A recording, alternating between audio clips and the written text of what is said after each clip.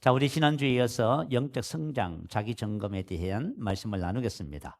오늘 본문 말씀에 보면 성장의 4단계가 있어요. 첫 번째는 아이, 두 번째는 자녀들아, 세 번째는 청년들아, 네 번째는 아비들아. 이렇게 단계가 있습니다. 단계별 특성과 단계별 우리가 성장에 대한 말씀들이 말씀에 기록되어 있고요.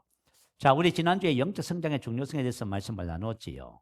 자, 만 14세 딸을 둔 크리스라고 하는 아빠가 계셨습니다. 근데 이 아이가, 이 여자아이가 몸은 만 16세인데요. 정신 연령은 생후 6개월입니다. 얼마나 기가 막혀요? 그래서 이 크리스 아빠가 자기의 심정을 SNS에 올렸어요. 자기 딸이 성장하지 않는다는 사실을 알았을 적에 너무 큰 충격을 받았대요. 그리고 우리가 아이를 위해 기대했던 모든 삶의 이정표가 딸에게 해당되지 않는다는 현실이 너무나 가슴 아팠다고 고백을 합니다.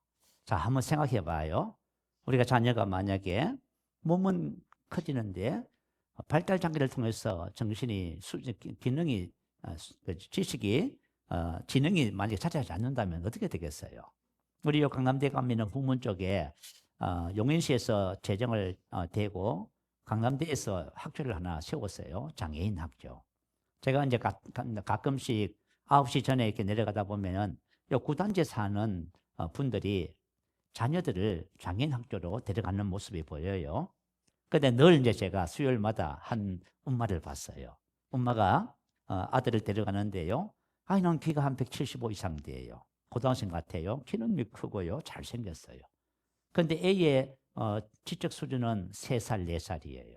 그러니까 엄마가 걔를 그죠? 케어를 해야 되는 거예요. 근데 엄마의 얼굴을 보면 제가 항상 어떤 마음을 가지냐면 그 엄마의 얼굴에는 수심이 가득해요. 근심빛이 꽤 있어. 기쁨이 없는 거예요. 자, 만약에 하나님께서 우리를 자녀로 낳으셨지요. 그래서 우리가 만약에 성장하지 않으면 하나님 어떠실까? 하나님이 가슴 아파하시는 거예요. 우리가 분명히 예수를 믿어서 하나님의 생명으로 거듭났는데 영적으로 성장하지 않는 거예요. 아이 상태로 머물러 있고 자녀 이렇게 돼 있으면 하나님 마음이 너무 아픈 거예요.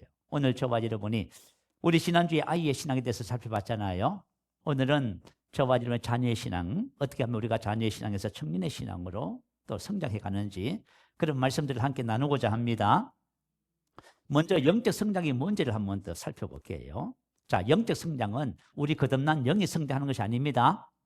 하나님이 사람을 창조하실 적에 창세기 2장 7절에 보면 땅에 흙을 빚어서 사람의 몸을 만드셨다고 합니다. 그래서 과학자들이 너무 이상했어요. 우리 인간의 몸이 정말 흙일까? 근데 이것을 전기분해 화학분해 봤더니 흙하고 성분이 똑같은 96가지 원소가 딱 나왔어요. 그래서 사람의 몸은 뭐다? 성경 말씀대로 흙으로 지었어요. 그래서 사람은 땅에 묻으면 어떻게 됩니까? 흙으로 부러져 버려요. 그래서 몸을 만드시고 거기다가 하나님이 뭘 하셨다 하지요? 하나님의 영을 불어넣으셨답니다. 그때 원래 사람은 몸속에 하나님의 성령이 와 계시는 거예요. 그리고 나서 사람이 뭐가 됐다 하지요? 살아있는 혼이 됐다 하지요. 그래서 영과 혼과 몸을 가진 존재가 됐어요. 그런데 그럼 아담이 범죄했어요. 죽었다고 하잖아요. 뭐가 죽었어요? 하나님의 영이 떠나버렸어요. 그래서 하나님의 영이 떠나고 사람은 육이 됐어요. 죽었어요. 그죠? 죽었는데 하나님께서 예수님을 통해서 하신 일이 뭐지요? 죽었던 영을 다시 살리는 거예요. 예수님이 우리 죄 때문에 죽으시고 부활하셔서 예수를 믿는 자 안에 하나님의 성령을 부어주셔서 죽었던 영을 다시 살리는 겁니다. 근데 우리가 이제 영이 거듭났어요. 근데 성경에 보면 거듭난 우리의 영은 하나님을 따라 의와 진리의 거룩함으로 지으심을 받은 새 사람이라 하지요. 다시 말하면 하나님과 똑같다. 하나님의 형상대로 창조된 거예요. 사랑의 사람으로, 기쁨의 사람으로 하나님의 생명 안에 있는 본성과 능력으로 창조된 거예요. 그래서 사람의 저와 여러분이 예수를 믿으면 우리가 거듭나서 하나님의 자녀가 된다 하잖아요. 그러면 거듭난 영은 완벽합니다. 주님과 하나가 완벽하게 하나가 됐어요. 그래서 완전해요. 그래서 우리 영혼 몸을 두고 봤을 적에 우리의 3분의 1은 완벽합니다. 이 더 이상 성장하지 않아요. 그러면 영적 성장이라는 것은 뭐나? 우리 안에 있는 생명의 본성과 능력이 얼마만큼 나의 삶에 나타나느냐, 그게 영적 성장의 수준입니다. 여러분의 삶 속에 만약에 하나님이 주신 생명 안에 있는 생명의 본성, 하나님의 본성이 첫 번째가 뭐지요? 아가페 사랑이지요. 하나님의 지혜, 능력이 얼마만큼 삶에 나타나느냐, 이걸 가지고 영적 성장이라고 표현해요. 그러기 위해서는 자, 어떻게 되어야 하냐면은 제가 이제 오늘부터요 능력 그 원리를 가르쳐 드릴게요. 빌립보서 2장 15절에 보면 이는 너희가 흠이 없고 순전하여 어그러지고 거스리는 세대 가운데서 하나님의 흠 없는 자녀로 세상에서 그들 가운데 빛들로 나타내며, 하나님께서 우리를 부르신 목적이에요. 우리를 이 세상에 뭐로 나타내신다고요? 빛들로 생명의 빛을 나타내게 한다 그 말이에요. 빛들, 이 말은 포스텔, 발광체, 빛을 발하는 자, 조명자, 그런 뜻이에요. 나타낸다, 비치다, 보이게 하다. 다시 말하면 우리 거듭난 영 안에 있는 하나님의 생명과 본성과 지혜, 능력을 세상에 비추는 게 우리의 부르심의 목적이에요. 이걸 가지고 영적 성장이라고 해요. 자, 영적으로 성장하기 위해서는 원리가 있어요. 자, 어떤 원리냐 하면은, 자, 오늘 요 원리를 잘 깨달으셔야 돼요. 우리 혼은, 그렇죠? 우리 몸은 스스로 아무것도 할 수 없습니다. 그렇죠? 혼의 지시를 받아야 몸이 움직이지요? 맞지요? 자, 그래서 혼이 뭔가를 하고 싶으면 몸을 통해서 할 수 있어요. 혼은 몸을 통해서 나타나는 거예요. 자, 한 가지 예를 들면은 어떤 전기 공사하시는 분이 옛날에 감진이 됐어요. 그래서 병원에 가서 두 팔을 절단했습니다. 기가 막히게 두 팔을 잃어버렸어요. 그래서 이분이 병원 생활을 할 적에 부인이 이제 오셔서 남편이 손이 없으니까 모든 것을 이제 도와주는 거, 케어하는 거예요. 그런데 하루는 남편이 아침에 침상을 정리하는 부인을 보면서 얼마나 미안했겠어요. 그게 너무 고맙겠지요. 그래서 이 남편이 부인을 뒤에서 한번 안아주고 싶었어요. 그래서 뒤로 그죠? 가서 아내를 안았습니다. 안았을까요? 못 안았을까요? 왜 못 안았지요? 팔이 없잖아. 봐요. 혼이 아무리 하고 싶어도 몸이 병들거나 말을 안 들으면 할 수 있어 없어요? 못해요. 그래서 건강하셔야 됩니다. 건강해야 뭐든지 할 수가 있어요. 자, 그래서 혼은 몸을 통해서 나타날 수가 있어요. 그러면 영은요, 뭘 통해서 나타나요? 혼을 통해서 나타나는 거예요. 무슨 알겠지요? 영이 우리 안에, 여러분 안에, 우리 안에 탁월함이 있어. 아름다운 지혜, 능력이 있어요. 근데 이게 안 나타나는 거예요. 왜 안 나타나냐면 혼의 문제 때문에 그런 거예요. 혼이 영을 닮아가면은 영의 지배를 받아서 우리 속에 있는 아가페 사랑도 나오고 기쁨도 나오고 평안도 나오고 삶의 지혜도 나오고 문제를 해결하는 능력도 나오는 거예요. 그래서 영적 성장은 뭐예요? 혼이 결국은 영을 닮아가는 것이 영적 성장이에요. 그게 바로 그렇게 할 때 흘러서 나온다 그 말이에요. 왜 컵을 가지고 설명하냐면 이걸로 설명하면 이해가 금방 돼요. 말로 설명하면 이 무슨 말인지 헷갈려서 몰라요. 자, 그래서 우리 혼이 그리스도의 형상을, 자, 우리 혼이 그리스도의 형상을 닮아가는 수준만큼 이 땅에서 하나님 자녀의 삶을 살 수 있어요. 아시겠죠? 자, 이런 이해를 가지고 이제 말씀을 들으셔야 됩니다. 자, 성경 말씀에 보면은 내 영혼이 잘됨 같이 내가 범사에 잘되고 강건하기를 하는 말씀이 있지요. 요한 3서 2절에 보면 사랑하는 자여 내 영혼이 잘됨 같이, 혼이 잘되는 분량만큼, 수준만큼 뭐가 잘된다?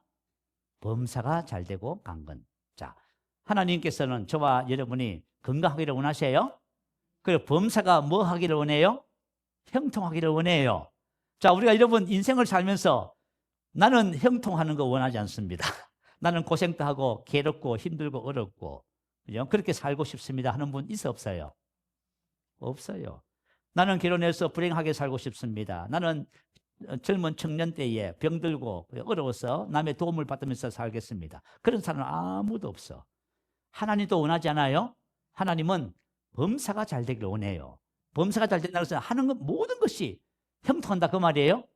그런데 범사가 잘 된다는 말의 뜻이 그죠? 능동태가 아니고 수동태예요. 능동태는 내가 범사를 잘 되게 하는 거예요. 수동태는 내가 하는 게 아니에요.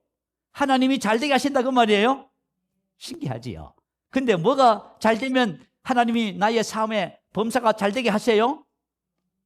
혼이 잘 되면, 혼이 주님의 형상을 닮았어. 왜 그러냐면 혼이 주님의 형상을 닮으면 우리 속에 있는 지혜와 능력이 우리의 삶에 풀어지기 때문에 범사가 잘 되는 거예요. 아멘. 이게 하나님 자녀의 삶이라고 말이에요. 저와 여러분이 하나님의 자녀로 그죠? 태어나서 그냥 아무렇게나 산다. 절대 안 돼요. 하나님의 자녀는 하나님이 주신 원리를 따라서 사는 거예요. 자, 창세기 39장 1절부터 3절에 보면 범사에 형통한 하나님 자녀의 삶이 나와 있어요. 자, 어떤 것이 하나님의 자녀의 삶이 하면, 자, 요셉의 신분은 노예가 됐어요. 17세 소년이에요.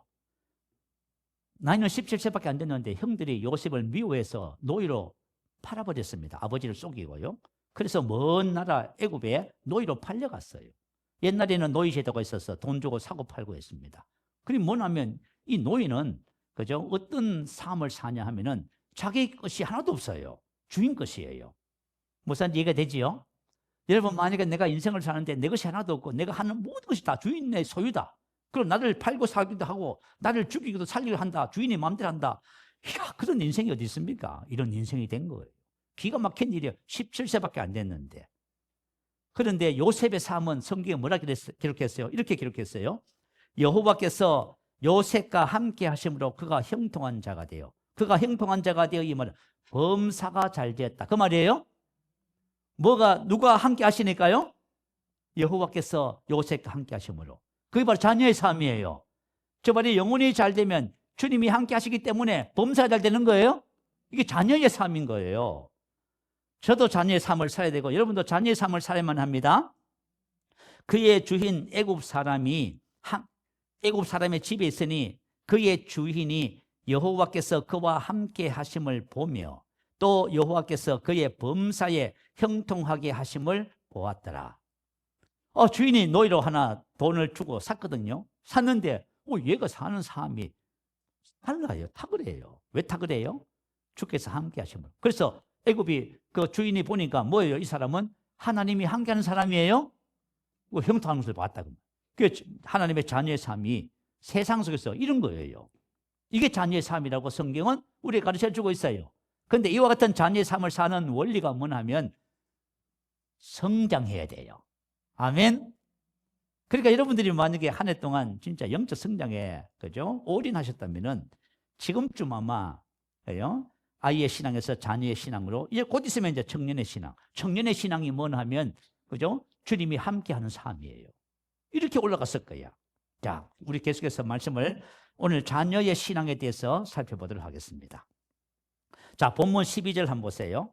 자녀의 신앙의 특징은 두 가지예요. 자, 첫 번째, 자녀들아 내가 너희에게 쓰는 것은 너희 죄가 그의 이름으로 말미암아 사함을 받았으며. 너희 죄가 사함을 받은 것이 자녀의 신앙이에요. 이 말은 뭐냐면 예수를 믿으면 우리 원죄 사함을 받지요. 그리고 나서 원죄 사함을 받아도 여전히 뭐해요? 미워하고 시기하고 분노하고 하지요. 죄를 범하지요. 그래서 자녀의 신앙은 이 행위의 죄에서 해방됐다 그 말이에요. 너무 신기하지요. 여러분, 우리가 인생을 살면서 죄에서 저 사람이 벗어났네? 이건 놀라운 거예요. 옛날에 우리 신학교 다닐 적에 친구가 20일 금식을 했어요. 20일 금식을 하고 와서 저한테 뭐라고 하냐면 그죠? 지전도사 왜 내가 죄를 이겼다 그러더라고. 그래서 내가 그랬어. 와, 어떻게 죄를 이겼지? 죄를 못 이겨요, 여러분. 무슨 이해가 되지요? 죄를 이겼대. 그래가지고 20일 금식했으니까 보식을 열심히 하고 뭐 선배들, 뭐 친구들이 그죠? 뭐 하여튼 보신다도 사주고 옛날에 그랬어요. 열심히 먹고 나니까 힘이 다시 나니까 하루는 나를 부르더라고. 나를 불러서 지전사 왜 다시 옛날로 돌아갔다. 여러분, 죄를 이길 수 있는 것이 아니에요. 근데 자녀의 신앙은 뭐예요? 죄에서 해방되는 거예요. 할렐루야. 놀랍지요? 자녀의 신앙의 첫 번째 특징은 죄에서 승리하는 거예요. 두 번째는 뭐냐 하면 복음의 의식화예요. 오늘 말씀의 실제에서 생각의 중요성 말씀 나누지요. 바로 그 부분이에요. 복음의 의식화가 됐다. 자, 복음의 의식화, 이게 왜 중요하냐면 복음이 의식화가 돼야만이 복음을 나의 삶에 적용할 수가 있어요. 자, 여러분이 만약에 복음을 여러분 삶에 지금 적용하고 있다면 여러분은 자녀의 신앙이에요. 내가 복음을 알아. 복음을 알면은 이 복음을 나의 지금 상황과 문제에 적용해서 그 문제를 지금 여러분이 극복하셔야 돼요. 이게 자녀의 신앙의 수준이에요. 아이의 신앙은 진리를 알아가는 단계고 자녀의 신앙은 진리를 삶에 적용해서 문제를 해결하고 그 상태를 넘어서는 거예요. 그게 자녀의 신앙이야. 자, 여러분이 이제 내가 아이의 신앙인지 자녀의 신앙인지 한번 분별해 보세요. 빌립보서 2장 16절에 보면 생명의 말씀을 밝혀. 자, 하나님의 말씀은 생명의 말씀이에요. 이것을 밝힌다는 것은 어떤 뜻이냐면 밝혀, 이 단어는 이런 헬라어예요. 에페콘테스라고 하는 헬라어 단어예요. 그런데 두 가지 의미를 가졌어요. 첫 번째는 단단히 붙잡다. 자, 저와 여러분의 복음의 말씀을, 진리를 단단히 붙잡는 거예요. 이것은 무슨 뜻이냐면 그죠? 말씀의 의식화를 말해요. 하나님의 말씀을 나의 사고방식을 만들었다 그 말이에요. 그러면은 두 번째는 제시하다. 세상의 생명을 말씀을 드러낸다 그 뜻이에요. 저와 여러분이 말씀을 단단히 붙잡으면 하나님의 말씀이 여러분의 삶의 속에 실제가 돼서 나타나요. 아멘. 이게 자녀의 신앙이에요. 자, 믿으시면 아멘. 뭐 믿으나 마나 하나님의 말씀은 여기다 이렇게 기록했어요. 로마서 6장 11절에 있잖아, 그죠? 너희 자신을 죄에 대해서 죽은 자요 그리스도 예수 안에서 하나님께 대해 산 자로 여길지어다. 여길지어다, 계산 끝내다, 회개. 우리가 1년 결산하잖아요. 그러면 딱 떨어졌어. 계산을 딱 하니까 딱 떨어졌어. 그건 뭐가요? 끝난 거죠. 계산 끝낸 거예요. 법원에서 최종 고등법원에서 판사가 딱 판결을 했어. 그러면 그게 확정된 거지요. 이게 여길지어다. 그 말씀이 뭐냐면 나에게 뭐가 돼야 돼요? 신앙의 의식화, 믿음의 판단이 돼야 돼요. 그러면은 그 말씀을 가지고 질병도 다스리고 죄도 다스리고 나의 그저 기질과 성격과 모든 것을 다 다스릴 수 있어요. 문제도 다스리고. 이게 자녀의 신앙이라 하는 거예요, 여러분. 자, 그렇다면은 우리 혼이 주님의 형상을 닮아가는 길에 대해서, 원리에 대해서 말씀을 나눌게요. 그러기 위해서 먼저 혼에 대한 이해를 가져야 됩니다. 자, 혼의 특성이 있어요. 혼은 어떤 특성을 가지냐 하면 첫 번째, 혼은 성경에 혼은 창고다. 자, 창고가 뭐지요? 담는 거예요. 이 창고에는 온갖 것을 다 담을 수 있어요. 누가 담아요? 내가 담아요. 이 창고에다가 뭔가를 담을 수가 있어. 볼펜 담았어요. 자, 누가복음 6장 45절 올려주세요. 자, 우리 한번 말씀 같이 읽어봅니다. 시작.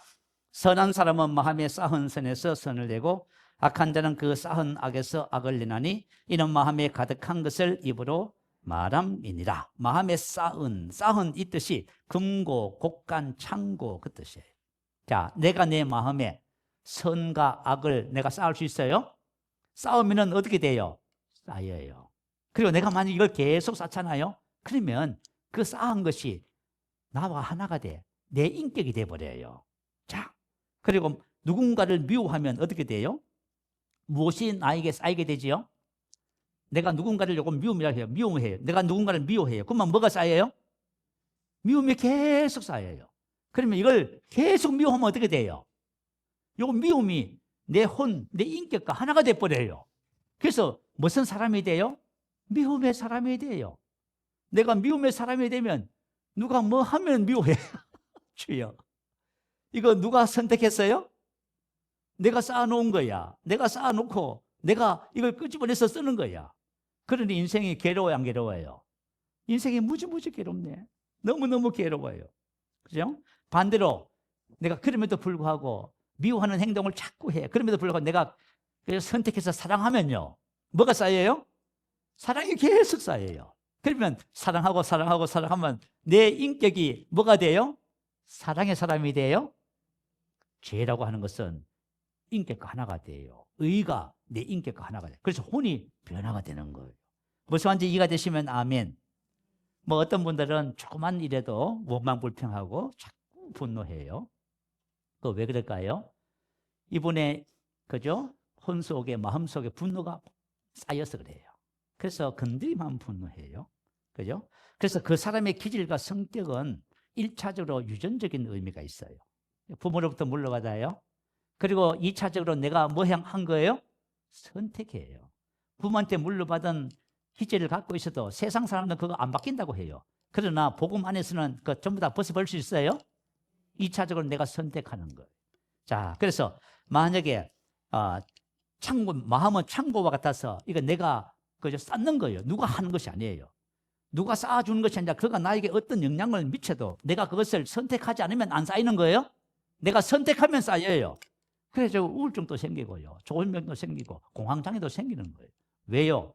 내가 그걸 받아들여서 그런 거예요, 그게. 자, 선한 사람은 마음에 쌓은 선에서 선을 내고 악한 자는 그 쌓은 악에서 악을 내나니 이는 마음에 가득한 것을 입으로 말합니다. 자, 내가 만약에 무슨 말을 해요. 왜 그렇게 그런 말을 해요? 마음에 내가 가득 쌓아놔서 그래요. 내가 만약에 우리 하나님의 말씀에 대한 믿음을 내 마음에 가득 채워놓으면 내가 무슨 말을 해요? 믿음의 말만 해요. 아브라함이 하나님의 말씀을 그죠 고백하고 마음에 믿음을 꽉 채웠더니 100세가 되어서 아내의 태가 죽었어. 자기도 이상 생산할 수 있는 능력도 없어. 근데 하나님의 말씀대로 뭐 했다 하지요? 영광을 돌렸다 하지요. 그죠? 이루실 줄을 확신했다. 이게 뭐냐면 믿음을 채워놓으니까 불가능한 상황인데도 불구하고 믿음의 말을 하는 거예요.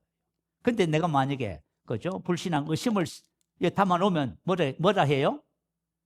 계속 의심의 말을 하는 거예요. 안 된다는 말하고 부정적인 말하고 자꾸 이렇게 하는 거예요. 그죠?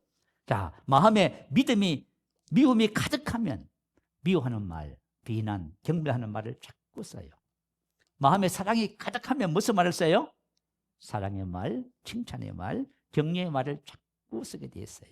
자, 그렇다면은 창고 정리 한번 하십시다. 창고 정리. 야, 여러분 1년 동안 만약에 어떤 회사의 창고에 그죠? 물건을 들어가고 나고 계속 1년 동안 하는 거예요. 그리고 마지막이 되면 뭘 해요? 재고 정리하지요.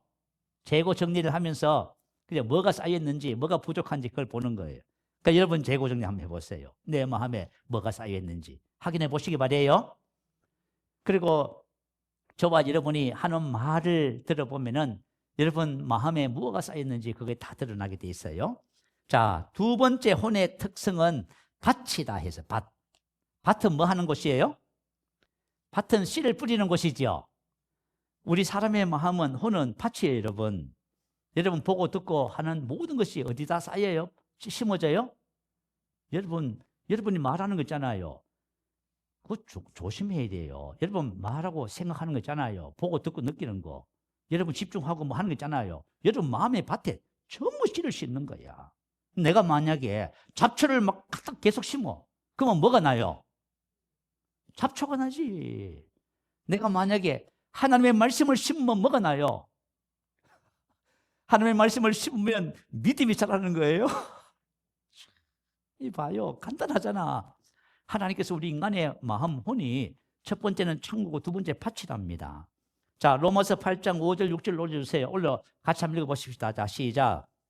육신을 따르는 자는 육신의 일을, 영을 따르는 자는 영의 일을 생각하나니 육신의 생각은 사망이요 영의 생각은 생명과 평안이니라. 육신을 따르는 자는 육신의 그것을, 영을 따르는 자는 말씀을 따르는 자는 말씀의 그것을 생각하나니 풀어내오. 생각하다, 판단하다, 점념하다, 무엇에 마음을 두다. 다시 말하면 그죠? 오감 지식을 통해서 들어오는 모든 정보와 지식이 있어요. 이게 만약에 세상적이고 과학적이고 학문적이고 세상 것이라고 한다면 이거는 육신의 그것을 생각하는 거예요. 그러면 육신의 그것을 내 마음에 계속 심어요. 심으면 뭐가 되지요? 육신의 생각이 돼요. 앞으로 내마, 사고방식, 정신상태가 돼요. 다시 말하면 생각이 뭐다? 씨예요, 씨. 여러분이 뭘 보잖아요. 우리 이제 광고 효과가 뭐지요? 15초밖에 안 돼요. 15초 하는 걸 계속, 그죠? 반복해서 계속 눈으로 봐요. 그러면 가게에 가서, 마트 큰 데 가서 물건을 할 때 뭐 사요? 그거 사요. 왜요? 심어졌다니까. 그 효과를 누리고 지금 광고하는 거예요, 여러분. 수억을 들여서 광고하잖아, 15초 하면서. 왜냐하면 사람이 심어 놓은 것이 나오는 거예요? 심는 거예요. 그래서 봐요. 자, 내가 내 인생을 살 적에 육신을 따르는 자는 육신에 그것을 계속 심어요. 그러면 육신에 뭐가 돼요? 사고방식이 돼. 사고방식이 되면 나타나는 열매가 뭐지요? 사망. 그러면 내 인생에 사망을 누가 만들어요? 그렇다니까. 내가 만든다니까요. 그러면 생명과 평안은 누가 만들어요? 내가. 내 하나님의 말씀을 계속 묵상해서 하나님의 말씀의 사고방식을 가지면은 우리 영 안에 있는 생명과 평안이 흘러나와. 이게 무슨 원리인지 이해가 되시면 아멘. 그러니까 우리 생각이 어마어마하게 중요하지요. 오늘 우리 말씀의 실제에서 생각의 그죠? 능력에 대해서 말씀을 나눴잖아요. 그죠? 그래서 사고방식이라는 것은 뭐냐면 생각하고 궁리하는 방법과 태도예요. 저와 여러분이 사고방식에 따라서 생각하고 궁리하면서 사는 거예요. 그래서 자기 개발서에 보면 가장 중요한 것이 뭐냐면 사고방식의 전환. 이게 가장 중요하게 봐요. 왜냐하면 이 사람이 인생을 바꾸고 싶으면 뭘 바꿔야 돼요? 생각하는 방식을 바꿔야 돼요. 성경은 이것을 하나님의 말씀으로 바꾸라고 하세요. 그러면 저와 여러분이 생명과 평안이 그죠? 여러분 안에 있는 하나님의 축복이 흘러나오게 되어져 있어요. 자, 그래서 오늘 저와 여러분 하나님의 말씀을 영요 생명인데요. 영적 성장의 열쇠가 어디 있냐면 바로 하나님의 말씀에 있어요. 하나님의 말씀을 우리 말씀의 실제를 해가지고 설명도 안 해도 되겠다. 궁금하시면 그거 다시 보세요. 그죠? 자, 우리가 뇌의 특성에 대해서 한번 살펴볼게요. 우리 인간의 뇌. 여러분 요즘은 뇌과학이 발달해서 여러분 심리학적으로 사람의 마음은 가슴이에요. 근데 생물학적으로 사람의 마음이 뭐지요? 뇌예요, 뇌. 아시겠죠? 그래서 뇌과학이 발달하면서 과학적으로 마음을 이해하게 됐어요. 그래서 우리 인간의 나의 뇌는 옳고 그름을 판단하지 못해요. 이것이 옳다 그르다 판단 못해. 단순히 내가 생각하고 말하는 것에 반응해요. 내가 만약 하나님의 말씀을 계속 묵상하면요, 내 뇌가 그죠? 말씀하고 일치가 돼. 그걸 가지고 신경가소성이라 하지요. 여러분 혹시 궁금하거든 한번 찾아봐요. 여러분 인생을 DNA를 누가 만드냐? 내가 만들어요. 내가 오늘 생각하고 보고 듣고 느끼고 하는 모든 것이 나를 만들어가요. 자, 그래서 저와 여러분 이와 같은 방식을 통해서 우리가 생각하는 방식을 바꾸면은 우리 안에 있는 생명과 본성과 지혜가 우리의 삶에 나타나게 되는 거예요. 그래서 저와 영적 성장이 이렇게 중요해요. 내가 내 혼이 주님을 닮아가는 수준만큼 우리 안에 있는 축복이 흘러나오게 돼 있어요. 자, 마음과 생각이 그리스도의 형상을 닮아가는 원리를 이제부터 배울 거예요. 자, 우리 에베소서 4장 20절 한번 찾아보십시다. 에베소서 4장 20절. 자, 성경 꼭 찾아보시고 앱을 한번 열어보시고 에베소서 4장 20절. 자, 어떻게 하면은 저와 여러분이 내 마음의 생각, 성품을 그리스도의 형상으로 그죠? 닮아가게 할 것인가? 이것은 세상적인 방법이 아니라 순수한 복음에 있어요. 복음적인 방법이에요. 세상에도 많은 그죠? 마음에 대한 학문이 있어요. 그죠? 우리 심리학도 있고요. 그리고 심학도 있고요. 그리고 뭐냐면 내적 치유 그런 거 있잖아요. 그래서 성경하고는 달라요. 자, 우리 한번 보십시다. 에베소서 4장 20절 24절 제가 읽으면서 설명해 드릴게요. 오직 너희는 그리스도를 그같이 배우지 아니하였느니라.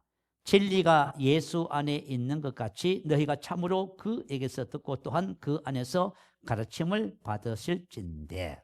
자, 혼을 변화시키는 첫 번째 원리예요. 진리가 예수 안에 있는 것 같이 너희가 참으로 그에게서 듣고 또한 그 안에서 가르침을 받으실진데. 자, 진리가 예수 안에 있다는 것이 뭐지요? 요 복음이 저와 여러분을 새롭게 해요. 자, 진리가 예수 안에 있어요. 근데 여러분, 참, 우리가 교회 다니잖아요. 하나님 자녀잖아. 성경 가지고 다니잖아. 그죠? 진리가 어디 있어요? 예수님 안에 있어요, 여러분. 그러면 진리를 알면은 어떻게 돼요? 진리를 알면 진리를 삶에 적용하게 되는 거예요. 진리를 모르면 적용 못 해요. 그래서 변화가 안 돼요. 왜 안 변하지 않지? 예수 안에 있는 진리를 몰라서 그래. 자, 예수 안에 있는 진리가 뭐지요? 22절, 24절이에요. 너희는 유혹의 욕심을 따라 썩어져가는 구습을 따르는 옛사람을 벗어버리고 오직 너희 심령이 새롭게 되어 하나님을 따라 의와 진리의 거룩함으로 지으심을 받은 새 사람을 입어라. 자, 옛사람이 어디 있어요? 우리 혼과 몸에 습득되어 있어요. 여러분 창고에 쌓아놨잖아. 창고에 쌓아놓은 거예요. 그럼 내가 다 이 창고 내 속에다가 미움도 쌓아놓고 원망 불평도 쌓아놓고 어리석음도 미련함도 다 쌓아놓은 거예요. 이게 말이죠. 나의 삶을 지배해서 나를 이렇게 고통스럽게 만드는 거야. 관계도 어렵게 만들고 인생을 괴롭게 쓴뿌리가 나서 괴롭게 하고 여기다 저장해 놓은 거예요. 그런데 예수 안에 있는 진리가 뭐냐 하면 옛사람을 벗어버리는 거예요. 내 혼과 몸에 옛사람이 있으면 이거 어떻게 하면 돼요? 벗으면 되지. 자, 만약에 내가 미움의 옷을 입고 있어. 뭐 하면 돼요? 이거 미움을 벗으면 돼. 그럼 미움이 없어져요? 안 없어져요? 꼭 없어지는 거예요, 여러분. 너무 신기하죠? 이게 예수 안에 있는 진리야. 이거 왜 이렇게 되냐 하면은, 자, 너희는 유혹의 욕심을 따라 썩어가는 구습을 따르는 옛사람을 벗어버리고, 자, 옛사람을 벗어버리고 아포티뎀이라고 하는 단어예요. 부정과거 중간태예요. 자, 부정과거란 것은 뭐냐면 실현된 실제, 시간은 과거고 동작은 완료됐어요. 다시 말하면 옛사람을 이미 여러분, 저와 여러분 전부 다 벗은 거예요. 여러분 옛사람이 있다 없다? 혼과 몸에 옛사람이 여러분 성격과 기질로 이게 체득되어 있어도 이것은 여러분이다, 여러분 아니다. 이게 예수 안에 있는 진리예요. 왜 그렇지요? 로마서 6장 6절 말씀 올려주세요. 자, 한번 보십시다. 자, 읽어봅니다. 시작. 우리가 알거니와 우리의 옛사람이 예수와 함께 십자가에 못 박힌 것은 죄의 몸이 죽어 다시는 우리가 죄에게 종노릇하지 아니합니다. 예수 안에 있는 진리가 바로 이거예요. 우리가 알거니와 우리의 옛사람이 예수와 함께 십자가에 못 박혀서 죽었어요. 아멘. 저와 여러분 과거의 옛사람과 옛사람에게 속한 모든 것이 전부 죽었어요. 다 죽은 거예요, 여러분. 그래서 여러분 혼과 몸에 만약에 분노가 가득 차도 여러분 아닙니다. 근데 너무 신기한 것이 있어요. 제가 10년 전에 기도하면서 하나님 주신 은혜가 누구든지 그리스도 안에 있으면 새로운 피조물이다. 이전 것은 지나갔으니 보라 새 것이 되었도다. 이 말씀에 대한 계시가 주어졌어요. 이전 것은 지나갔다는 것은 뭐냐면 옛사람이 예수와 함께 죽은 거예요. 죽어서 없어진 거예요. 이걸 알게 됐어요. 제가 알게 됐어. 그러면 제가 옛사람의 영향을 받아 안 받아요? 안 받아요. 사람에게 재정, 환경, 상황 어떤 것에도 영향을 안 받아. 어떤 상황이 주어지만 혼과 몸에 습득되어 있는 옛사람이 나와. 옛사람이 나오면 그건 내가 아니까 내가 그것을 받아들여 안 받아들여요? 안 받아들여요. 그 영향을 안 받는 거야. 그리고 나서 뭐 해요? 벗어버리는 중간태예요. 벗으면 벗어지는 거예요? 그대로 두면 그대로 있어. 벗는 거예요. 뭐로? 말로. 분노는 내가 아닙니다. 예수 이름으로 분노는 떠나가. 이게 로마서 10장 10절의 원리예요. 그렇게 하면 저와 여러분 속에 옛사람이 전부 다 제거됩니다. 옛사람이 제거되고 새 사람을 입으면 돼요. 우리 영 속에 있는 사랑, 기쁨, 나는 사랑, 기쁨, 건강한 사람입니다. 입는 거예요. 그러니까 우리 혼에 옛것은 벗고 새것은 입는 거예요. 그러면 우리 혼이 누굴 닮아가요? 그런데 말이죠. 이 진리를 모르면 못하는 거예요. 오늘 저와 여러분 진짜 이해 가기 전에 신앙생활 결론이 나야 돼요. 제가 도훈미 사모님 간증을 다시 좀 소개시켜 드릴게요. 브라질 동양선교회 황은철 목사님 사모님이셔요. 이분은 미국 풀러 신학대학원 선교학 석사를 하셨어요. 결혼과 가정치료학 석사와 박사학위를 취득했어요. 그러니까 다시 말하면 이분은 가정사역자예요. 이분은 대단한 분이셨어요. 그런데 1998년 온누리교회 아시죠? 온누리교회에서 제1회 성령축제 강사로 이분을 초청했어요. 초청을 해서 한 40일 정도 남았답니다. 그래서 목사님에게 부탁을 했습니다. 목사님, 철학 40일 동안 같이 해주세요. 그래서 밤 11시부터 새벽까지 같이 철을 했답니다. 40일 동안. 그런데 이제 일주일 남았답니다. 이제 집회를 이제 해야 할 날짜가 일주일 남았어요. 그러니까 본부에서 연락이 왔어요. 강의안을 빨리 보내주세요. 그래서 이제 그날 새벽부터 시작해가지고 내가 오늘은 안을 다 마치겠다. 그래서 컴퓨터에 앉았답니다. 하루 종일 강의안을 이제 준비하는 거예요. 저녁 시간이 되면 이제 목사님이 퇴근해 오시잖아요. 그러면 저녁 준비를 이제 해야 되겠지요. 근데 이제 사모님 생각은 목사님이 내가 지금 이러고 있으니까 이해하시겠지 하고 생각을 하다가 아니야. 이럴 때일수록 더 잘해야지. 그래서 사모님이 일어나셔서 평상시에 목사님이 좋아하는 한국 음식을 그죠? 준비해가지고 하여튼 건하게 차렸답니다. 목사님이 와서 퇴근해 와서 보니까 이거 그죠? 목사님 좋아하는 음식을 잔뜩 이렇게 차려놨거든요. 그게 감탄을 하는 거예요. 그러더니 하시는 말씀이 뭐라 하면은 여보, 라면을 먹고 싶어요 했어요. 그 얘기를 듣고 사모님이 기가 의심했대요. 뭐라고? 내가 이렇게 오늘 이렇게 해서 바쁜 중에도 이렇게 준비했는데, 그러니까 남편이 하는 말이 뭐냐면 목사님이 오늘 점심 때부터 속이 니글거려서 매콤한 라면이 먹고 싶었대요. 그럼 어떡할 거예요? 그래서 사모님이 라면을 끓여서 이제 식탁에 올려놓고 목사님이 라면을 드시잖아요. 근데 그 라면을 먹고 있는 목사님이 꼴이 보기가 좋아요, 싫어요? 꼴도 보기 싫은 거예요. 그래가지고 강의를 마저 하겠다고 컴퓨터 앞에 앉았는데 아무 생각이 안 나는 거예요. 아무 생각이 안 나면서 그죠? 화가 나서 미칠 지경이 됐대요. 그래가지고 뭐 했어요? 3일 동안 말을 안 했답니다. 3일 후에 사모님 생각하기에 이러면 안 되지. 그죠? 마귀한테 속는 거니까. 그래가지고 목사님에게 그죠? 하의를 하고 이제 대화를 다시 재기 시작했어요. 그러면서 물었어요. 왜 당신은 내가 이러고 힘들고 있는데 3일 동안 말 한마디 안 했냐고. 그러니까 목사님이 당신이 그러는 모습을 보면서 그죠? 당신 눈치 보냐고 말을 못했다고 그런 거예요. 그래가지고 이제 그날 밤 11시가 돼서 또 철학기도 해야 되잖아요. 근데 주님 앞에 철학을 하려고 앉았는데 얼마나 부끄러운지. 그래서 고개를 들 수가 없어. 하염없이 눈물만 흘려. 그리고 자책하기 시작하는 거예요. 왜 나는 목사님에게 남편에게 편안한 사람이 못 되고 눈치를 보게 만들까? 그죠? 나는 왜 이 사소한 일에도 삐쳐서 이렇게 서로 힘들게 할까? 또 뭐라고 또 자책을 해요? 또 이렇게 자책을 해요. 나를 위해서 40일 동안 기도해 주는 목사님을 하나님 앞에 위선자라고 내가 왜 그랬을까? 이렇게 자책을 하고 있는 거예요. 그래가지고 하나님 앞에 통곡을 하고 땅을 치면서 뭐 했어요? 하나님 저를 고쳐주세요. 성령 그죠?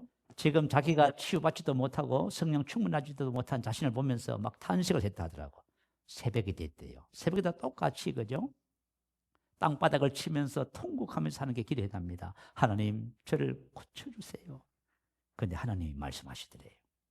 은미야 고쳐달라고 하지 말고 죽여달라고 해라. 뭐예요? 죽여달라. 너무 놀래가지고 앞으로 꼬꾸라졌대요. 그때 뭐네요? 말씀에 대한 계시가 확 열렸어. 고쳐지는 것이 아니라 죽는 것이구나. 아멘? 여러분 우리가 좋아진다 고쳐진다 십자가의 구속, 십자가의 죽음을 부인하는 거예요. 이분이 깨달은 거야. 와 점점 좋아진다 고쳐진다 이거는 복음을 예수님의 십자가를 부인하는 것이구나.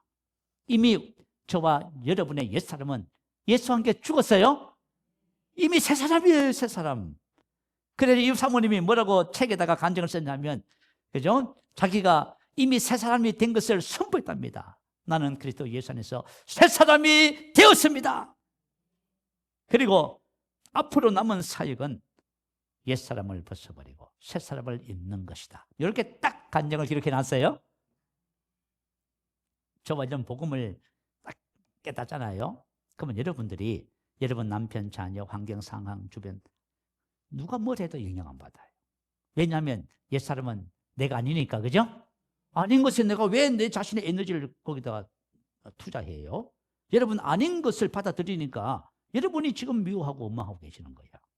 그건 우리 아닙니다. 그리고 여러분 자신의 정체성을 따라서 그죠? 내가 어떤 사람인걸 말하세요. 그러면 옛사람을 벗고 새사람을 입는 것입니다. 오늘 시간이 한 5분 정도 더 추가하게 되겠네요. 두 번째 원리는 로마서 8장 5절 6절이에요. 씨의 원리.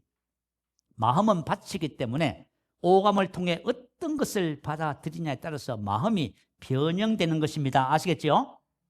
여러분이 만약에 육신의 생각을 계속 받아들이잖아요. 그러면 육신의 사고방식이 돼. 하나님의 말씀을 계속 받아들이면 뭐가 돼요? 영의 사고방식이 되는 거예요. 육신의 사고방식은 사망이요, 영의 사고방식은 생명과 평안이다. 여러분 참 중요한 원리잖아, 그죠? 그래서 로마서 12장 2절에 너희는 이 세대를 본받지 말고 본받지 같은 모양이 되다 어떤 것의 형상을 취하다. 여러분 우리 생각하는 방식이요 전부 이 세상을 닮아 있어요. 세상을 닮아 있어 전부 다. 학교에서 뭐 배워요? 여러분 자 유치원부터 시작해가지고 대학 졸업할 때까지 계속 뭘 배워요? 하나님의 말씀의 사고방식을 배웠어요? 아니에요. 물론 그것이 필요 없다는 말이 아니에요. 세상을 살아가는 삶의 방식이 육신의 사고방식이에요. 전부 다. 학교에서 그거 가르치는 거예요. 이 진리를 아는 사람은 자식을 세상 학교에 안 보내. 왜냐면 세상 학교에 보내면 믿음을 완전히 떠나. 그래가지고 요즘 젊은 세대들이 하도 똑똑해서 믿음 생활이 안 되는 거예요. 그래 엉망이야. 옛날에는 초등학교 몇 학년만 돼도 성경 받고 울고 막 초등학교 5학년 때부터 목사가 되겠다고 막 헌신하고 할렐루야. 근데 지금은 아무리 얘기해도 안 통하네. 이건 뭐 핸드폰 하나만 있으면 행복하다는데 어떡할 거야 이거 도대체. 이야 이게 이 생각이 뭐지?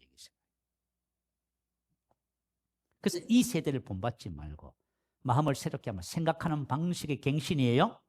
이거 오늘 말씀의 실제에서 배운 그대로예요. 여러분이 말씀에 폭격을 가하면 여러분 생각 속에 있는 육신의 사고방식 경관진이 파괴돼요. 거기에다가 말씀으로 인한 새로운 사고방식이 형성됩니다. 이게 바로 우리의 사고방식이 주님을 닮아가는 원리예요. 이 두 가지의 원리를 지속적으로 반복하면은 저와 여러분의 혼이 영을 닮아가는 거예요. 주님을 닮아가는 거예요. 그러면 혼이 그죠? 영에 이렇게 그죠? 하나가 되어서 지배를 받아요. 그러면 저와 여러분의 삶이 우리 속에 있는 생명의 빛을 세상에 나타내는 삶이 되는 거예요. 이렇게 된 것이 청년의 신앙이에요. 자, 아이의 신앙은 복음의 진리를 알아가는 단계예요. 복음의 진리를 삶에 적용해서 믿음의 선한 싸움을 싸우는 단계가 자녀의 신앙이에요. 그리고 그 단계가 넘어서면은 그죠? 청년의 신앙이 돼요. 청년의 신앙이 될 때부터 이 사람은 열매를 맺기 시작해요. 저와 여러분이 다 청년의 신앙 되어야 됩니다. 그죠? 청년의 신앙. 그래서 저와 여러분이 청년의 신앙이 되면 에베소서 3장 17절에 나와 있어요. 믿음으로 말미암아 그리스도께서 너희 마음에 살다 거주하다. 자, 이제부터는 우리 마음에 누가 살아요? 예수님이 살아요. 이걸 가지고 뭐라 그래요? 자녀의 삶. 요셉이 살았던 삶. 아멘. 요셉이 그렇게 살았잖아요. 이 자녀의 삶이란 말이 자녀의 삶. 제가 사모하는 삶. 근데 그죠? 사실 우리 교회 그죠? 포가 뭐였어요? 이거였어요. 우리 내년에도 똑같이 해야 돼. 이거 되면은 그때부터 뭐 해요? 열매를 맺기 시작해요. 정말 저와 여러분을 통해서 세상에 생명의 빛을 밝히는 놀라운 역사가 나타납니다. 청년의 신앙, 아비의 신앙은요. 다음에 기회가 되면 나누도록 하겠습니다. 우리 기본적으로 복음의 진리를 아는 것, 삶에 적용해서 나의 혼 속에 있는 옛것을 버리고 새 것으로 주님을 닮아가는 것. 이 원리가 계속 여러분의 삶 속에 지속되기를 바라요. 그러면 어느 날 여러분이 알아요. 내가 변했네. 내가 마음이 새로워졌구나.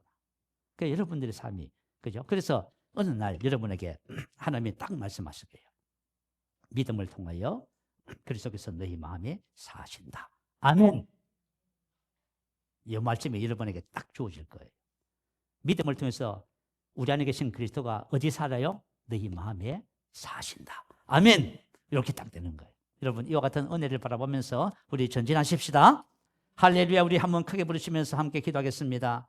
할렐루야.